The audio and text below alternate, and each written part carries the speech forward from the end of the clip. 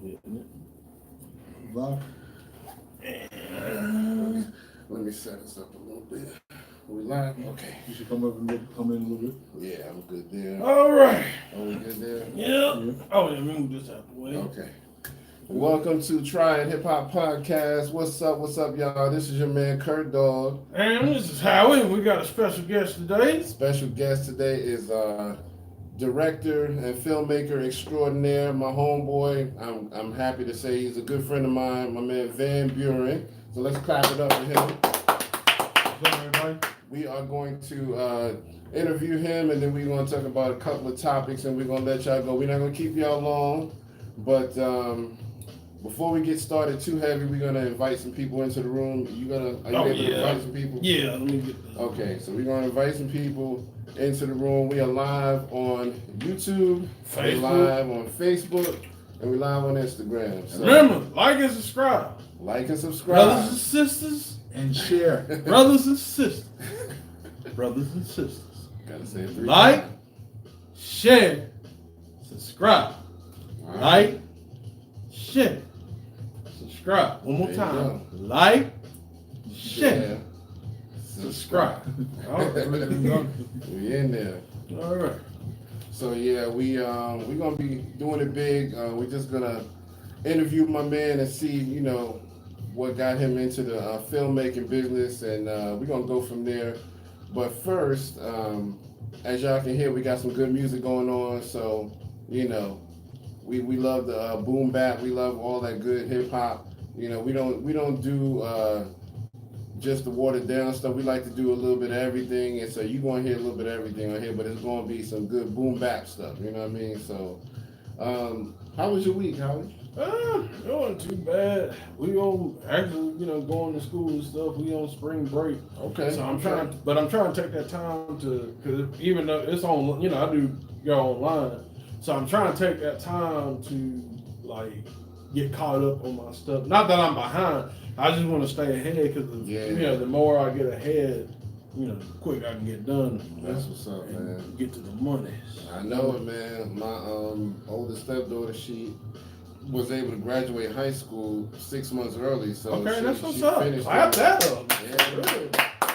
She finished up this past December, so she's been just been home every day. All freaking day.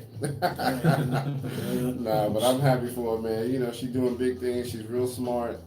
And, I love seeing that. When you can excel like that, that's a good thing. So I mean, that's the thing. That's a real good thing. Yeah, she got all her life to work. So, you know what I'm saying? So, Exactly. mm-hmm.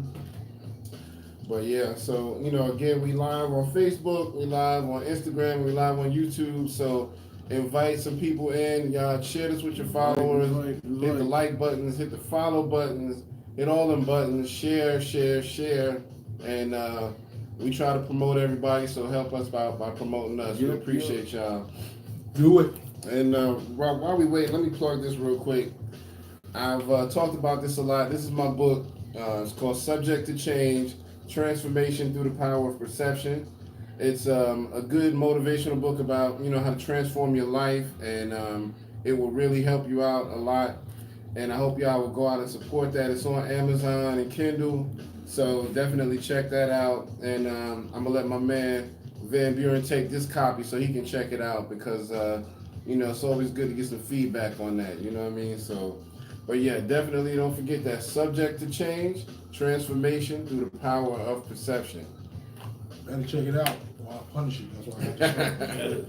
You have to come with the Punisher, you know what I mean? Hey, man, my man Van Buren, a.k.a. Frank Cass. Frank! Hey, we were just talking about the Punisher earlier before you got here. Dang, I need to watch. I never watched none of them, actually. I need to watch. Me too. The one, you talking about the one on Netflix, right? No, I was actually talking about the comic. Just the comic. But yeah, I need to check out the Netflix joint too, because my couple of my homeboys said they watched it and said it was real good, and I was like, okay. It's so much out there, man.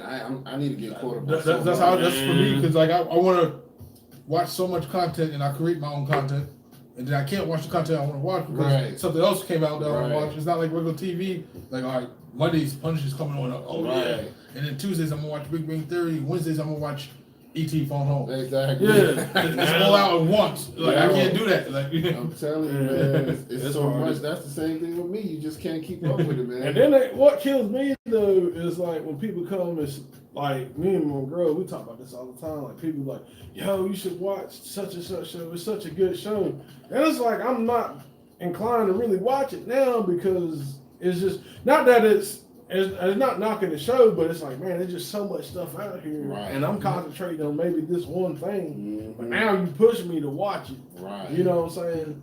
I mean, you can tell me like, oh, it's a good show. Like when you get a chance, check it out. But like, you gotta watch it. Right. That's a crack.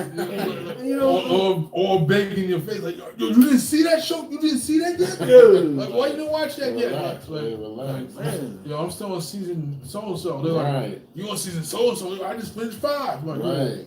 You won one night.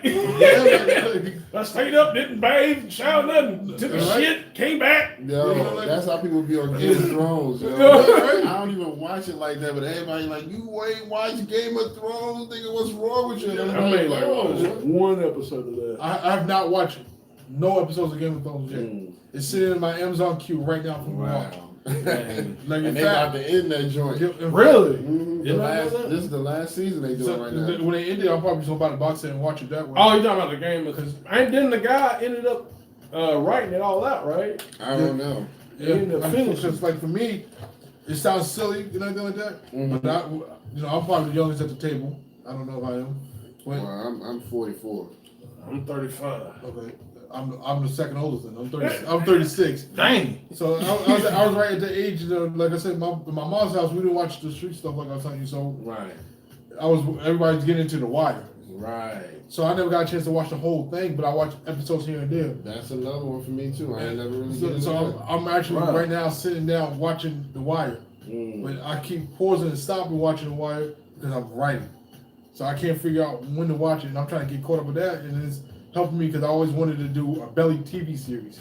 Oh, okay. So that's helping me develop that, and I'm actually trying to write the movie I was talking about earlier. We're going to speak about later. I was trying to write that, and I'm also trying to write the pilot episode for Belly.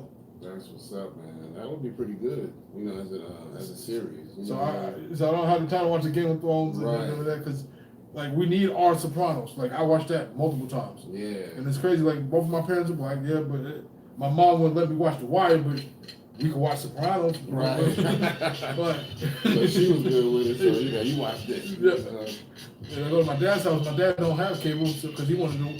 His thing was reading and watching nature shows on PBS. Yeah, man. That's like my pops. Yeah, a lot more men get into stuff like that than nature shows. Cause I can watch them all day. You know, Animal Planet shows and all of that, man. My wife be sitting there looking at me like, "Why you want to watch this stuff?" She's like, "It ain't no action." I'm like, "You ain't see that tiger just they come up there and like kill somebody." I get text random text. Right. What are you doing at work? Guess what? What? Chicken butt. But really, guess what? What? They just discovered 11 new fish out in the sea. Did you hear about that? No, but I watch Aquaman.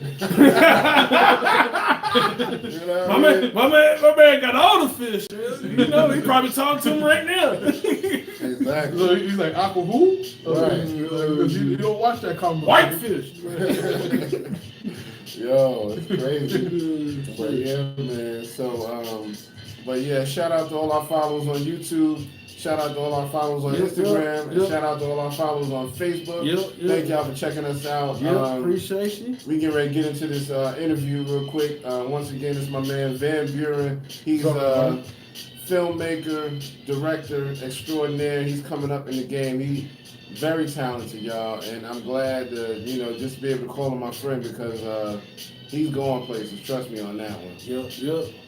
So, we're going to start. I guess I can go ahead and start. Yeah, go ahead, man, because I kind of started late with the invite. I was having a little trouble, but... Yeah, it's all good, man, and whatever happens. But I do have a question. So, my main thing is I want to know how young you were when you first got into just saying, I want to make films. You know what I mean? What age were you when you first thought, I want to do that? Probably roughly between the ages of 14 and 15. Wow. That's pretty young, man. But I kept it to myself because I didn't. At that time, I was wasn't really doing too well in school. Like I'm smart, intelligent, but I had to dumb myself down from my surroundings. Yeah. And I wanted to always make film and show my artistic ability and my vision to everybody. But at the same time, I knew some of my friends wouldn't get the idea of what I was trying to do, and it was a career that made no money back then. Right. And especially, it made money, but in my neighborhood, it wouldn't make money. Like a black guy making film, okay, cool, it was Spike Lee, and that was it. Right. Like, and people forget about the John Singletons. And they wrote him off of the Matty Rich. The Hughes brothers. The Hughes brothers. Yeah. And I idolized, growing up listening to rap and everything like that, we wanted to be the macho thug. So I got that, but that was never me. Right. So when I came to doing film, I idolized like the people like Robert Townsend. Hollywood show. The Meteor Mans and stuff like that. The more approach of happy life in the, I guess, ghetto. Right. And like I said, I didn't really live in the ghetto, but I lived in Long Island. But we got the black people there, the white people there, but we wasn't like mainstream top the big boys and anything like that. Even though I was close to Farrakhan or anything, so I was always writing. And I used to write crazy stuff and anything like that. Show my friends, and they would look at me weird, like, "You want to write?" So to correlate that, I was like, I want to be a rapper. Yeah. And I used to rap, battle, and think I was nice. I knew I was garbage, but I just wanted to do it anyway. Right. So I'm about roughly like 14, 15, and like maybe later on, like I wrote like a short story, and I played like I had dyslexia, but I really never had dyslexia. I just shown it, and I wrote like a short thing called Murder on 878, which is about highway on my neighborhood, and then nobody still didn't take me serious. So wow. I just like, nobody knows I want to do it, and then I just later on went back to it in life. But I'd say roughly about 14, 15, because I always enjoyed watching movies. Right. And I was always, when I used to say that out loud around my family, especially my dad's side of the family, they was like, "Shut up and just do better." Right. And then when they told me shut up, I didn't take offense to it. I always wanted to try to do my own. And look back at it, like back then, even as a kid, being a director and being a storyteller, like my dad said, I was just told my older cousins to listen to what I'm doing because I used to actually write storylines for my toys, my G.I. Joes, my He-Mans. Yeah. Writing stupid stuff like The Simpsons versus the Thundercats. Right. Stuff like that. So I always wanted to do film. I just never told no one. Yeah. It was masked by me being insecure in myself and saying I wanted to be a cook. I feel you, man. That's interesting, man. You gotta really be creative to be, in film. You know what I mean? Because you really want to be good, and I can tell you got a vision. I was kind of like that with my little Transformers and G.I. Joes, but my thing always came out in writing short stories or poems. I would always get amped with the poems because the first time I wrote a poem and I said it in front of a girl, she about lost her damn mind. I was like, oh, I need to keep writing this. Yeah. She was like, oh, I just want to go back to your house. I was like, okay. That would make me want to be an R&B singer. Right. Girl, you need a pussy. See, like I said, I was always, I was an awkward person. Like, I try to fit in, and I always dump myself down because I was scared of being hyper intelligent, I guess. Yeah. So I would dump myself down and do little silly things like I'm not too proud of. Like I remember so was trying to talk to me, and then the girl who I liked coming down the block, and I'm sitting there and it's like snowing outside and freezing, but I had a snotsicle, which was like a big snot icicle. So I broke it off. She saw it coming. just so they could right. Because I didn't want really nobody to get too close to me because they would have found out the real me, and I was too insecure to show them up. Yeah. But now I'm like, whatever. You get what you get. Right. You get what you get, man. I think that's what comes when you get older. I think it's so much pressure. You know what I'm saying? When you're like the teenage years and stuff. I mean, I ain't had that much pressure, but you try to find who you are, and like even with me, I mean, I have my insecurities and stuff. Like me personally, I was around like white people and stuff. So I have like my voice. you know what I'm saying? A lot of people be like, ah, man, you sound white, or you sound like this. And it's like, you know, but I can't help the environment I'm in, you know what I'm saying? But I'm still down with y'all. I just can't, you know. I was cool enough to be with the white kids because I was the coolest black person they knew. Yeah. But I was cool enough to be with the black kids, but I wasn't thug enough for the black girls to find them attractive. Yeah. And so I was like, and then I know who the real person who I really was, and I couldn't. Like, it's been to the time that I went beyond myself. Like, I don't like to bully people. I hate bullying. But I was on a school bus. Kid was sitting in my seat. I'm like, yo, why the hell you sitting in my seat? You need to raise up, son. Right. And the girl who I like, you ain't about that life. I'm like, mind your business. She's like, yo, I'll go over there and smack you. I was like, you right. You're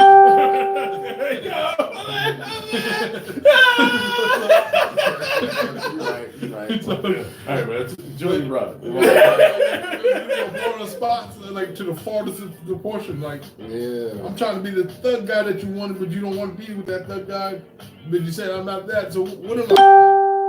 Yeah, what do I fit? And that's the thing too. Like you were saying, it just seemed like, especially with black men, like we're in a box. Like we either one thing, or like, you know, for instance, like we either rappers, or we either entertainers, or we either you know what I'm saying, sport, athletic and stuff like that. You know what I'm saying? Like we don't, like you writing is actually good. You know what I'm saying? Being on a different side, even, and I'm not knocking it, you know, when I say this, like even though it's entertainment, but at least it's actually a good side of, you know, because we need, like you said, we need like the typical thing. Because everybody, I don't want to dance and cut a jig for master. Right. But you at least trying to write out a story and try to do something different, and then, you know, trying to have your vision of life. So can you elaborate like on that process? Like what does it take to really pull, you know, your audience or your people, your actors, if you will, together to get the product that you want? It stems from a place because like I said, I was always sheltered by my dad reading and my mom watching a lot of TV, and she read a lot too, but it was more so comic books and books and stuff of that nature. And what I used to do is I watch certain shows like Frasier, for example, and I thought that show was awesome. But there was no black representation in that show. Oh no! So I would get the flack for it. Like I would watch all these white shows and everything like that, and I wanted to make the black versions of those shows at first. And then when I start writing, then I start realizing it's not a black show or a white show. It's more the characters. And so I started developing these characters, and I would show people what I wanted to see on TV. And then I start making the path of me writing more and more and more, because the stuff that I like, I never thought people would like. So if you're acting in my movie and that, I'll show you, be me for a day and like, hey, I like this, that, and the third. And then when you bring that out in the third, you watch it, and then you're like, okay, I can wait. So like my movies is something rough and fresh here. Like it's dark, but it has a sense of humor to it. And I find myself having like the weirdest sense of humor. Like I might find something funny, but you won't. Right. Because I don't conform myself into that one box. Like like all this Me Too movement and all this stuff going on. Like everybody's on, like R. Kelly did it. I don't care what nobody says. He did it. We talked about that. But my man's in the fight for his fucking life, son. His fucking life. He did it. But you got these teachers. Like for the last week, I've been reading these articles about these teachers sleeping with these underage boys. Right. Where's the Me Too happening? Right. Yeah. Why, true. You know, why is nobody saying none of that? Yeah. So I illustrate that in writing, because when you watch a movie or you watch a TV, it's escape, so you don't think of it. Yeah. So that's when the humor comes in. And I just turned the world upside down. I'm like, oh shit, I can't believe he said that. Yeah, because that shit was funny. It's easy to go after somebody like R. Kelly for what he did because he's in the spotlight. But when it's somebody who ain't in the spotlight, they're like, oh, this story ain't that interesting. I don't know nothing about you. I can't really talk. I can't say I'm a mute your music because you're just a teacher, you know. So that's why. And the thing of it is, like especially for men folk. I mean, it's still wrong. It's still wrong that they're doing this. But man, shoot, when we were kids, we were getting teacher pussy. You think we would be telling? Right. I mean, we would tell our boys, but that's about it. Like, yo, I'm the man. I'm not Mrs. Johnson. Damn. Right. So it ain't frowned upon so much as like, you know, like a young woman. You know what I'm saying? Like a young man, like a teacher, right, going after a girl. because that's like predatory. Right. But exactly. women can do the same thing. Yeah, that's true, and they do it. There's been cases, man. So I don't know about you. Like, I wouldn't tell, but if it's a big muscle-bound gym teacher and trying to shut me down to the chair, Oh no. Mr. Man, Mrs. Man, Mrs. Man, someone over there touched me in a puppet, and I don't like it, and I don't like it at stand all. for this. Van Buren, could you show the dog where they touched? Cut the tape. Cut the camera. Yo, yeah, man, it's crazy, man. Well, let me ask you this, man. So let's talk. Tell us about like some of your projects that you have done individually. Because I know you've done stuff with other people. Because I know I've known you for a few years now. But tell us about some of your individual movie projects and also what you got coming up as well. Okay, we'll start with something I got coming up. I have 2 scripts that coming up right now. One's a musical. It's called Two Shots in the Dark. And then I also have another theatrical movie that's called Play. I mean, not Play. I don't know why I said Play. It's called Time. And then the movie I recently did, I did a collaboration with a writing partner of mine, Sonny. It's called Sedated. It's going to be coming out soon, here shortly. I'm here to hopefully release the trailer soon. It's basically about it's a psychological thriller. It's about a daughter who perceives to be dead through the father's eyes, but he doesn't know if it's true or not because his wife is sedating him to give him the medication to make him believe that stuff. But it's stuck in his own head because he's a writer, so he doesn't know if it's real or it's fake. When you got a creative writing mind, you can't tell sometimes what's real and what's not. So you get caught up. And exactly, and you can't separate the two. And then he's getting backstabbed at the same time by his best friend. Okay. And then and it just sheds a whole lot of light on it. It's a situation that women can be abusers as well. Yeah. Like, and I can see that, man. That's like whenever he talks about this stuff, I'm like, I can picture that. Because women could be women are easily could manipulate a man faster than a man can manipulate a woman. Right. Because if you give a woman, for example, the pills, like, here, babe, take this. I ain't taking that shit, nigga. What you got in that shit? I ain't taking that. You give a man pills, babe, take this. I ain't taking it. Well, you ain't getting nothing. Like, oh. Right. You're taking it. You're not even asking. Yeah. You're not even asking, because it's also like, especially for like in certain situations, like people are more prone to reach their moms. So I could equate it like if a girl gives me a medication, I'm like, it's like my mom giving me medicine. So I'm gonna do it because I don't think she's gonna hurt me. Right. And then it's that egotistical being a man, like, she ain't gonna hurt me. She tried something. I ain't gonna say anything, but I'll knock her out. Right. But you're back in your mind, you're not gonna hit her, but you're just thinking that. So you just gonna take whatever because she's telling you to take it. You don't even know that's gonna hurt you. So I play on that and showing that. Yeah, that's the thing too. Women, not to make this a women bashing audience, ladies. We do love the ladies, but like I love the ladies. Yeah. But what I'm saying, women can be manipulative and they can really do stuff without physical force.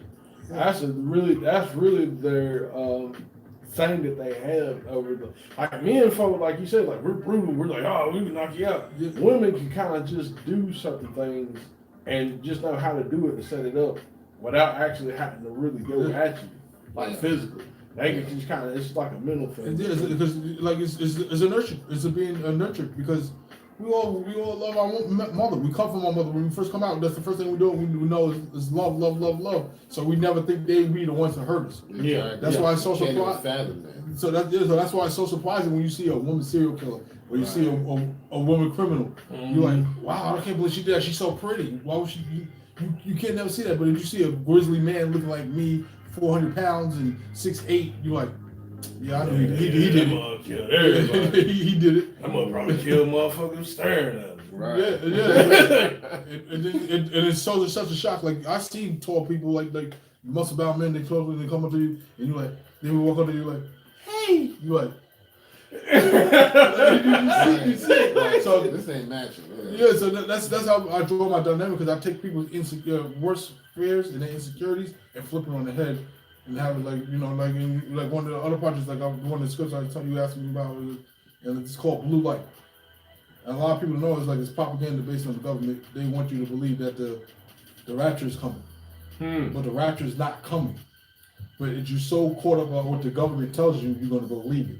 So as the government tells you the rapture is coming, that you scared, you try to get everything together, and then when you find out it's not there, and they're taking you to enslave you somewhere else, that's the blue light effect. Yeah. Because you see it. You know, that's actually kind of funny that you said something like that. Have you ever read a book called Behold the Pale Horse? No. You should read that. Because it kind of really talks about that. And that's I'm doing that. Check that out. You know me, I like reading. That's basically what the blue light effect is, because I've seen it being done, because they're tricking us right now as we speak. Like, this is not a soldier watch. This is an Apple Watch. And everybody knows you can go and you can beep and you can pay with an Apple Pay. So what they're basically going to do is tell you your money's no good no more. Right. And you have to get one of these smart devices to pay. To make your payments. So when you make those transactions, you're going to start believing everything they say. Whatever they put on that phone in front of you, you're going to start believing it. You got some naive people who are going to keep constantly believing it. And that's how they're going to get you. Or they're going to start be like, well, you know, it ain't good anymore. Why don't you get this microchip? And then they're going to start slowly engineering. Because that's what they're trying to do now. They're rolling that shit out now. Trying to get you. Like, you can take your pictures on any social media or anything like that. Cool. But there's no reason why somebody I don't even know could pull me up and look at me. Like, oh, who's this? I mean, but see, I don't know, because see, that's a double-edged sword. Because, like, you know, for our platform, we need that. We need someone I'm not down in it. That's like, yeah, I love it. I know, but I'm just saying. But I get what you're saying too. Like, it's a double-edged sword. Yeah. You got somebody else that might be nefarious to you, pull you up, and like, just like Ben Parker said to Spider-Man. Great power comes with great responsibility. So with the platforms and the tools that they give you, you have to be responsible for it. Just like, you know, when God or whoever you believe in gave you his son certain things, he gave him that responsibility and he gave power. So you have to, in that light, you have to take that with everything. You know, it's like you don't want to let everybody in. Like, you know, I got Apple Pay and anything like that, but I don't put every credit card on Apple Pay. No, exactly. You know, there's certain things you don't want to do. Yeah. Like, you know, it's to the point, like, before you can touch your finger, now I can look at a phone and unlock it. Yeah. Like, you know. Yeah, it's getting to the point where it's getting crazy. Like, what's next? Like, but at the same time, it's a benefit because you need it. Right. They make you. Yeah, they make you. Yeah, that's the same. They make you need the blue light effect, because like, it's the short story, I forgot the name of it, and it's based, that's what blue light, they tell you they're going to take the rapture's coming, and when they take apart the rapture, and they send you to this new place, and now you're enslaved. And it's being enslaved by being black or being white, it's about the mind control of people over power. And it's the government people doing it. Because you got Donald Trump saying whatever he wants to say and nobody says anything. Right. Because you can just get away with whatever you want to say because he has that power. Free will. And that's the thing too. I mean, when you really think about it, you talk about the blacks and the whites, you know, as far as like not, you know, the slavery thing. I think really in a sense we're all slaves to something. If it ain't the prison complex, you know, the prison complex system, it's the 40-hour work week. You know what I'm saying? Like, if it ain't the 40-hour work week, it's these fucking taxes. I mean, it's something. There's always something that's keeping us in the box. And, you know, a lot of people don't really, you know, shed light on that. Everybody's focused on these differences. Like, oh, well, that color, like, oh, I'm hating on this color because this color red, that ain't my shit. Black's my shit. Or blue's my shit. Oh, I don't like that white dude right there because, you know, this, that, yeah. It's just, and then that's all, that's like, I think that's all set by the government. Yeah, the government, and they just splitting you up and they can just come in and do what they want. Because the government tells you to do, whatever the government tells you to do, you do it. Yeah. Pretty soon it's going to be, you got to dress a certain way to get through. Yeah, my man, we gonna be all wearing them dresses like my man at the Oscars. I'll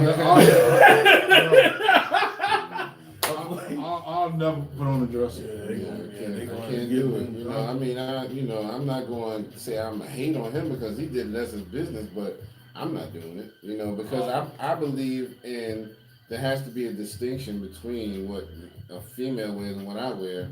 You know, I mean, I get, you know, everybody's one mankind, we all human and all that. That's cool, but I still believe that there needs to be some distinction. Yeah, like, you know what I mean? It's got to be. Like I would never wear a dress. I don't know nobody do it. Even I couldn't even live back in the 19th century because I know back in the early 1900s, not 19th century. Sorry, it's that when young Irish boys, they only had one pair of trousers, and I went to the oldest son. So when they had an oldest daughter, her hand-me-down dress actually went to the youngest son. So they had to wear dresses then. I'm sorry, but even at then, Mom, Dad, I'm not putting this on. I can sew some leaves together, so we can go outside and grab some. Yeah, we're gonna do that. So I show, like, with the feminine thing, I show all that stuff that people are scared to admit, and I make it into a comedy. Yeah, with a dark undertone. Yeah, and that's good, man. We need fresh perspectives on stuff. And like I said, my sense of humor is sometimes it's so dry, you won't necessarily get what I'm trying to do at first. But if you actually sit down and have a one-on-one conversation with me and talk with me, like, yeah, this guy's amazing. I know he's talking about. Yeah, and I can tell, man. You know, that's why I'm really just happy to have you on the show because you know, I can definitely see that you're a visionary, and you know, we need more people like that. You know what I mean? Because, like you said, when the way that we're indoctrinated is to go to school, and they're basically not teaching you to be wealthy. They're teaching you get a job, punch a clock, come home, relax, rest up, come back, do that same job again, and it's like it's just training you to be robotic, and that just doesn't work for me. You know, I do punch a clock, but you know what I mean? That's not my goal. That's just that's using them to get my money, you know what I mean? Until I can keep launching myself to higher levels, you know what I mean? So because you got to think of it as the educated perspective, the educated side, why would I teach you to make more money than me? Right. Exactly. I'm trying to have more power, and with that more money, I get more power. If I can make you feel good that you're making like $20 an hour, make you feel like you're rich, you know, because you're making 20 versus this man making 10. You know what I mean? That's gonna make you feel like you got the world in your palm of your hand. So that's the thing I don't understand. Like, I think if people in this mindset of teaching, you know what I'm saying? Like, I feel like in the education system, if they made it where people actually surpass they teacher, because really that's not a testament to you, that's a testament to that teacher, because it's basically saying like, oh man, I can come here, get what my man got from there, and because he or she made me come, you know, made me become this, or you know, show me the steps to become this. You know what I'm saying? And I just don't think that's emphasized enough. I think now everything is pushed towards, like, you know, robotic, like you said, a robotic mindset. You know, sit here, be in a, like, you know what I'm saying, like you pretty much have to work for someone else's dream or something. Or you pretty much just, you know, you just get out here and you do stuff, you don't question nothing. So that's one thing that actually the good generation of rappers, there are a lot more entrepreneurs. So we gotta clap that shit up, man. We gotta clap that shit up. Because hip hop has turned into $1 billion industry now, you know, whereas the artists like, you know, your Rakims and them weren't really getting what they deserved, you know what I mean? Rakim was the first to get $1 million deal, so we have to. He was the first, but you know, now $1 million deal would be laughed at. You know I mean, it's like the way it is now. It should have been like that back then. You know what I mean? But they didn't. People was trying to say, oh well, it's not gonna last. You know, rap and all of that, hip hop. That's just a phase. Eventually, it'll fade away. You know what I mean? Like even the new rappers, like I don't even consider them rappers or hip hop artists. I consider them more the, you know, like we kind of say, like the punk rock bands, because you see the way they dress is like, it's like a bunch of people who grew up in suburbs and like both genres of music, and they infused it so much sound it'll sound like almost like a more mainstream darker image of like an Uncle Cracker. It's not hip hop to me, and rap to me is more of an element and structure of conveying a story through rhythm and blues. And that they're not really constructing a story. It's just a bunch of melodic tones over a decent beat, screaming and shouting the same thing. Like I got this notebook, I got this notebook. Open it, write it, shut it. I got this notebook, I got this notebook. That's all they're saying. So watch me open these pages. Watch me open these pages. Tear it up. So that's true though, because that's what it is that's hypnotic. When you have this repetitive thing, that's why they make so much money off of hip hop now, or rap, I should say, because they make them, you know, get you a good hook, something that's good and repetitive, that's gonna get stuck in people's head, And now all these kids coming up, they're being kind of indoctrinated with that watered down, just catchy, repetitive hook thing. And it's like, I'll be looking at them like, this is what y'all call hip hop? Yeah, like it used to be frowned upon. I remember growing up in North, we used to laugh at the South rappers. Right. If they wasn't lyrical, they would laugh at. Now you got people coming out, rainbow hair, tattoo. That's the new thing. You got a tattoo on your face. You got the ultimate clout ever. Yeah. So like, because I remember when the first couple people started doing it, and it was like, oh yeah, they must have been in prison because they got a this and they got that and they got the teardrop, and now everybody's just like, oh okay, well let me put more on my face. Let me cover the whole damn thing. Like for real, like it's just weird. Like if I want to be a rapper like this, and I put right here underneath my flamingo. Right. And then they're like, oh, what that flamingo mean? That right. It gotta have some secret meaning to it. Nah, just like pink birds, man. Oh man, put the ice cream. Because he was cold. Right. It's like, dude, man, like, come on. You want to be 90 years old? Like, hey, Grandpa, what's that ice cream cone mean? I was cold back in the day. Oh, that's silly. It ain't like when I was a kid. Y'all ain't got cold weather like we got. Yeah, like, it's you snow out here, son. Right. It's just snow. Yeah. It's crazy.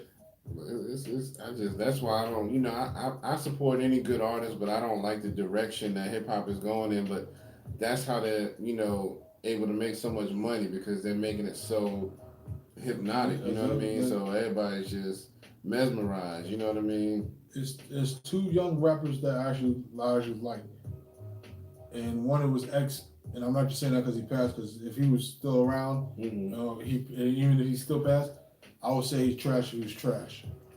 But the way he writes his songs and he crafts his song, and he actually could do the boom bap stuff, he's very talented. But he searched his talent to meet other demands to get stuff. Like he invented words that made stuff, and he give you the meaning of like Getrum. Like that's his son's name, and he was able to do stuff like that. So he was inventive without performing. Like, okay, this guy is from my hometown. He's gonna wear a dress and dance around with a machine gun. I'm not gonna do that. Right. But I'm gonna show you what I can do. He had his troubles and stuff like that, but he was talented. He was creative. I will give him that.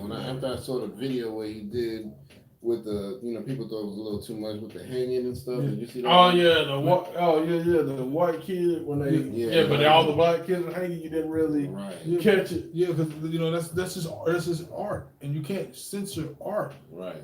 But what makes me mad about the fact that they killed X is those boys killed X, but they couldn't go after Zimmerman. Like Jay-Z was saying. That's just it was dumb. Yeah, we can look at, somebody from our own inner city and be quick to say, yeah, I'm taking him out. Yeah. Oh, but this dude killed the youth for no reason. This dude Zimmerman. Yeah, but this dude over here from my hood, he be talking junk to me though. I don't like it.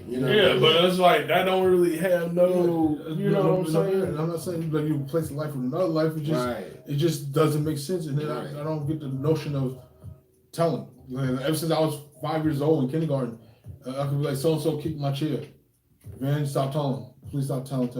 Please stop telling. Speaking of telling and stuff, since we on that subject and the new rappers, but Tekashi 6ix9ine ready to pretty much walking. Yeah. Telling on his gang and stuff. How do you feel about the street culture now with the snitching and everything? Well, we'll call it snitching. I don't know who Tekashi 6ix9ine is, but I do know about his name, Tekashi Snitch9. Tekashi Snitch9? He's pointing me like a machine. I'm from New York. I have family in Brooklyn. I'm from Long Island. But since when is it cool if you tell somebody to do something and they do it, and then you're about to get in trouble for it, and you just I think I'm not saying not to tell, to keep quiet. It just don't go portraying something that you're not, and then when you get caught, you're gonna do it. Right. Like for example, he's snitching. I'm just gangster. I don't care about nobody. I do whatever I want. I do whatever I please. And then all of a sudden I know it. He did. Like to the point I love Tupac. But I seen certain documentaries that said Tupac wasn't really a gangster. Like he got beat up by his cousins and stuff. Mm-hmm. I don't want to hear that because you're gonna break up my illusion. Right. Pop may not been much of a gangster, but I can tell you one thing: he probably more gangster than some of these. Yeah, I'm just saying, like you can't. You gonna walk the walk. You gotta talk the talk. Don't sit there and say you're cool and you're thugging, you're doing something, and you go around and do something else. If you're not down with that real street life, you might as well tell you Just from the little- get go. You know, I might not be good for this because if we go down, I'm gonna start calling out names. You know what I mean? Be honest about it. Exactly. Like, I'll never snitch on none of my homeboys and nothing like that. And I'll never run away from any problem. If we had a problem, I'll handle it and we fight. But I'm not gonna sit there and overassert myself to try to be something I'm not. Like that. Right. That when we got in that fight in that airport and trying to be in hanging out with Chief Keef's wife and stuff. He's doing borderline disrespectful things to the point that trolling shit is being a savior. So that tells me by him snitching, he's a fear because it's Chief Keef can have homeboys inside and he's scared and don't know what's gonna happen. So he really didn't live that, and so he wants to keep quiet. And I can't take him serious. I can't respect that guy. Well, my thing of it is too. I mean, there's a lot of speculation around saying that he was pretty much an informant from the government anyway, because like all the stuff that he caught on tape, like they caught that stuff on tape. Like, yeah, we're gonna do the hit on this, that, and the third. And he's like, I mean, that's like major stuff, putting a hit on somebody, and he's still walking. Right. But everybody else, I think to me, it was like they kind of, he was kind of put there. If he was put there, but he was kind of put in that game to bury that game. That's the way I feel. You know what I'm saying? That's the way it looked. I mean, at least that's the way it looked. But how's a man like Tekashi sit down and live protected custody? Right. Like he's going to have to get that tattoo removed and get that hair. He's going to be in the middle of Tacoma, Washington, like, right. Yeah, let's see that tattoo right there. Like, so. Yeah, they're going to have to paint over that. So ain't no protective custody for that. You got to do something. You got to put his birthday here. Yeah. 91. Right. Right. You know what I mean? Something. If he even born 91, he's 22. That's why we wait. That's not even correct math, but it's still.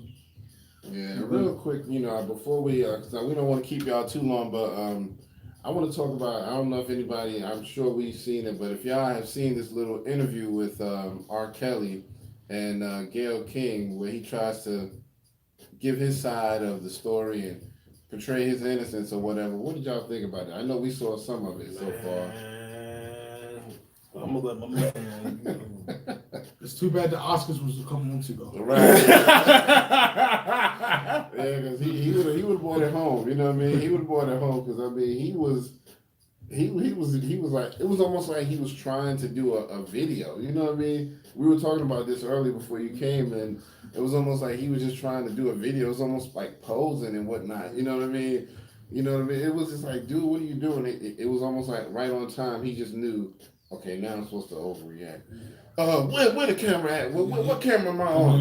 Am I on this one?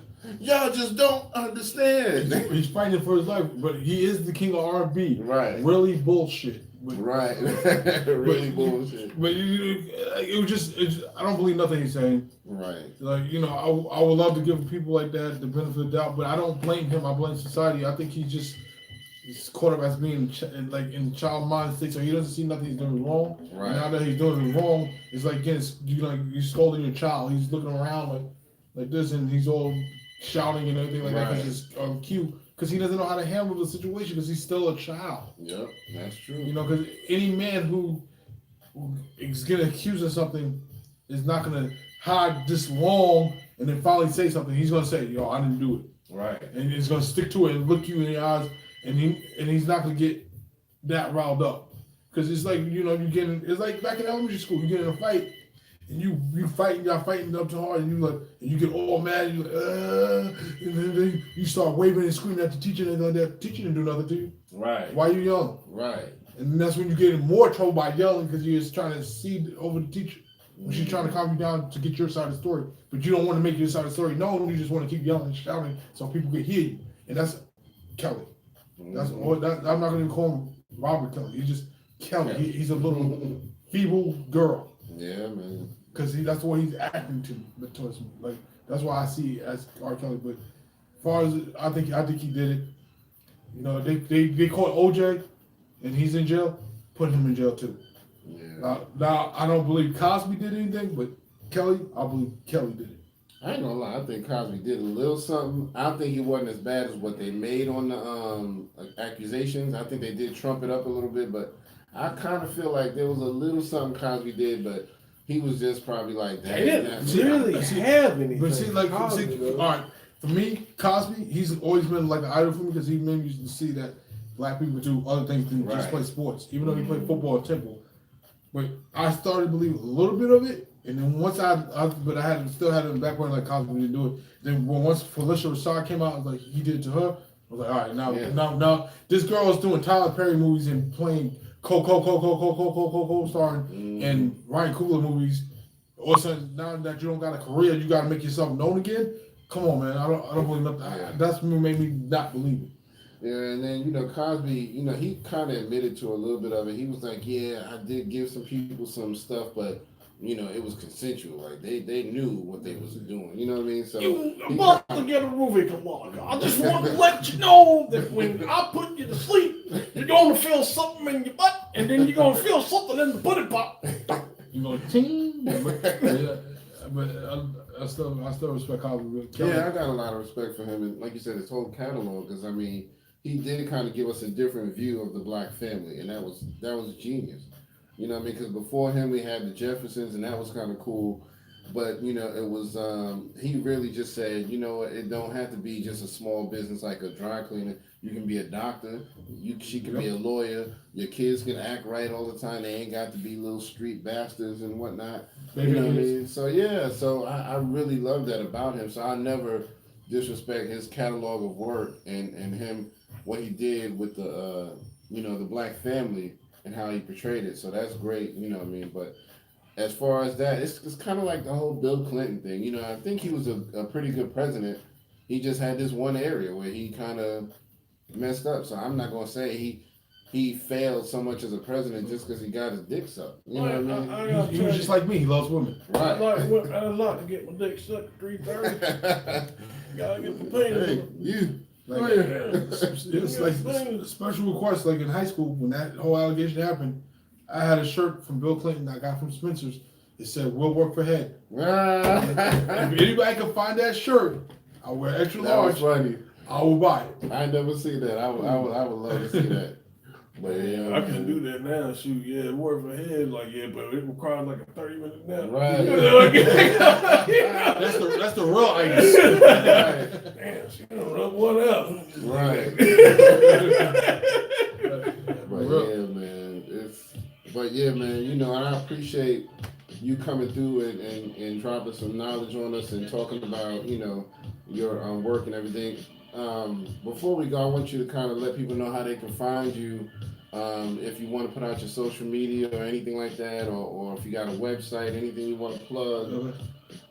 Well, the first thing I want to plug is I got a talk show coming out soon.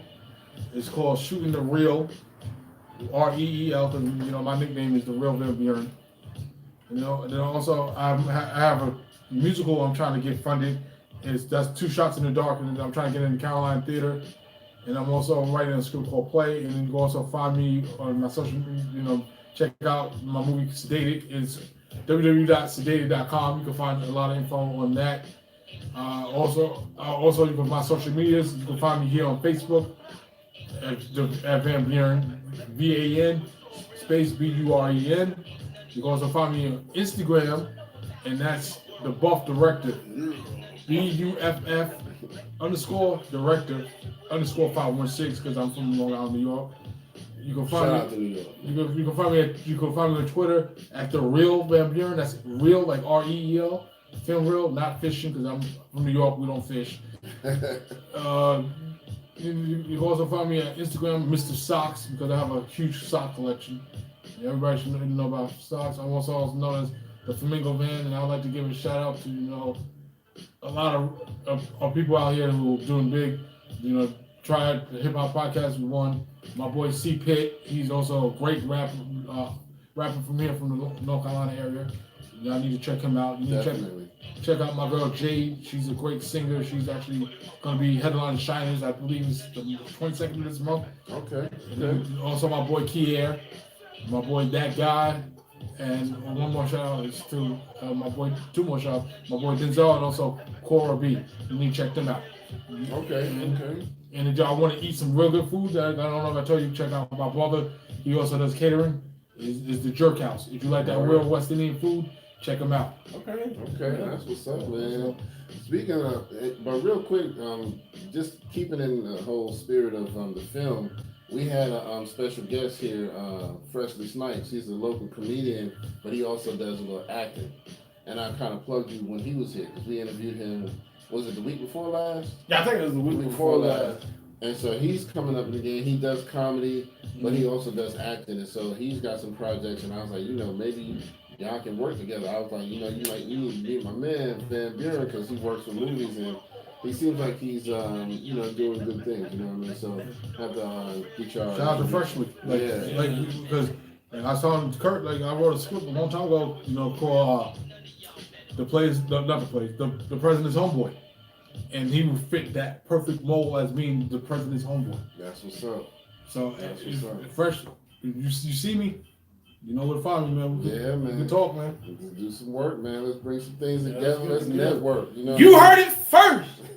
Triad Hip Hop Podcast. We trying to do big things. We everywhere.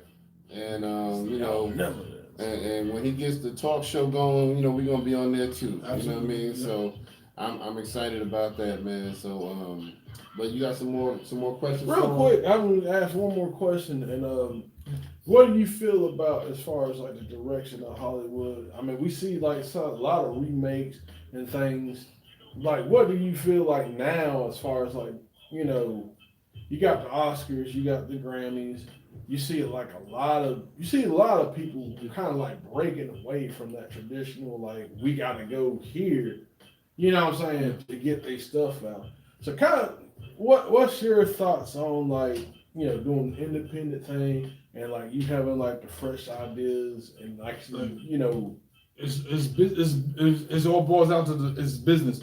It's just the Hollywood people who do business don't really know what movies are. Right. They just invest the money. If I'm selling you this product right here, this book right here for $100 million, but I'll tell you it keeps your hair warm. Right. And you can get the $100 million back.